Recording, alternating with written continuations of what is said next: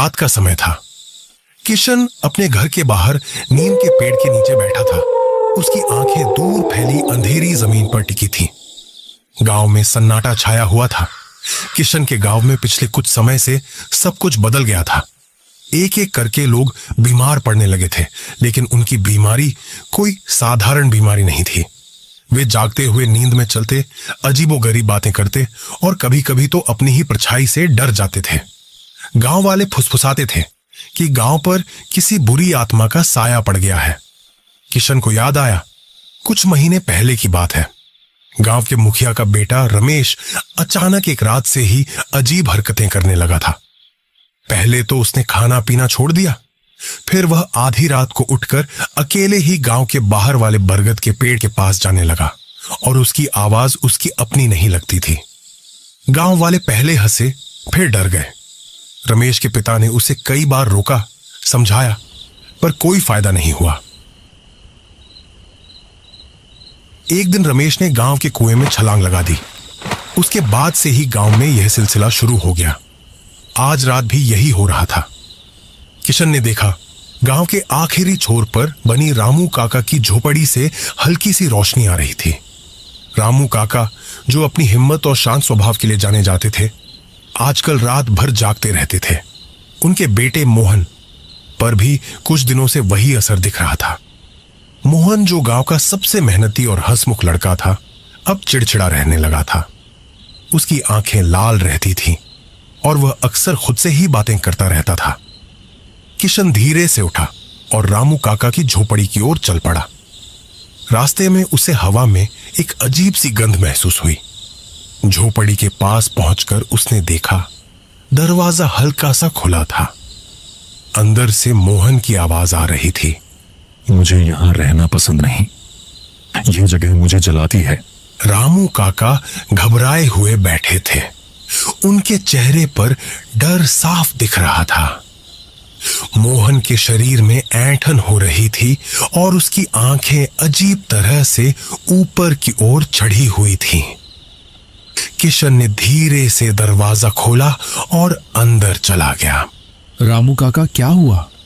रामू काका ने सिर उठाया। उनकी आंखों में निराशा और डर था। किशन, यह मोहन नहीं, यह कोई और है जो इसके अंदर आ गया है। मोहन अचानक तेजी से हंसा। तुम क्या जानते हो किशन? यह गांव मेरा है, यह मिट्टी मेरी है। किशन को कुछ समझ नहीं आ रहा था। उसने सुना था कि बुरी आत्माएं लोगों के शरीर में प्रवेश करती है, लेकिन उसने कभी ऐसा होते हुए नहीं देखा था। मोहन का शरीर पूरी तरह से कांप रहा था। कौन हो तुम? मोहन के होंठ हिले, लेकिन आवाज किसी और की थी। मैं यहीं का था। सैकड़ों साल पहले, जब ये गांव नहीं था, तब मैं यहां रहता था। मेरी जमीन छीन ली गई, मुझे मार दिया गया और मेरी आत्मा यहीं भटकती रही है। यह बात सुनकर किशन के रोंगटे खड़े हो गए। उसने सुना था कि गांव के इस हिस्से में पहले कभी कोई पुराना टीला था, जिसे बाद में समतल करके खेती की जमीन बना दिया गया था। अब उसे समझ में आ रहा था कि गांव में यह सब क्यों हो रहा था। तुम क्या चाहते हो? मैं अपनी जमीन वापस चाहता हूं। मैं इस गांव को तबाह कर दूंगा, एक एक करके सबको अपना बना लूंगा और फिर यह गांव फिर से मेरा होगा। मोहन के शरीर में एक तेज झटका लगा। रामू काका चिल्लाए, किशन, इसे रोको।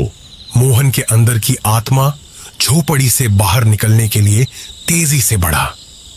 किशन को लगा कि अगर यह आत्मा गांव के बाकी लोगों तक पहुंच गई तो सब खत्म हो जाएगा। उसने बिना सोचे समझे मोहन को पकड़ लिया।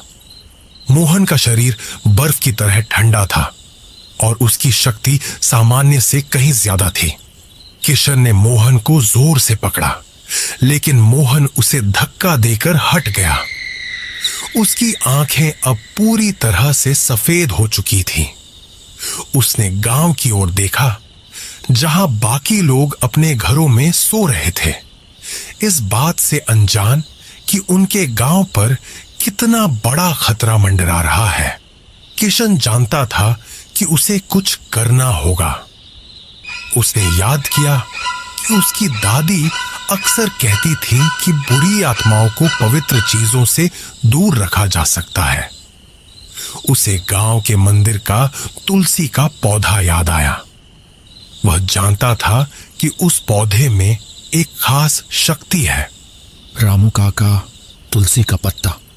रामू काका, जो अभी तक सदमे में थे, तुरंत समझ गए। वे झोपड़ी के कोने में रखे एक छोटे से डिब्बे की ओर भागे और उसमें से कुछ सूखे तुलसी के पत्ते निकाले। मोहन जोर से हंसा। ये पत्ते मेरा क्या बिगाड़ेंगे? किशन ने एक पत्ता उठाया और मोहन के करीब पहुंचा। जैसे ही उसने पत्ता मोहन की ओर बढ़ाया, मोहन का शरीर पीछे की ओर झुक गया। उसकी आंखों में दर्द साफ दिख रहा था। किशन ने हिम्मत नहीं हारी। उसने एक और पत्ता उठाया और मोहन के माथे पर रख दिया।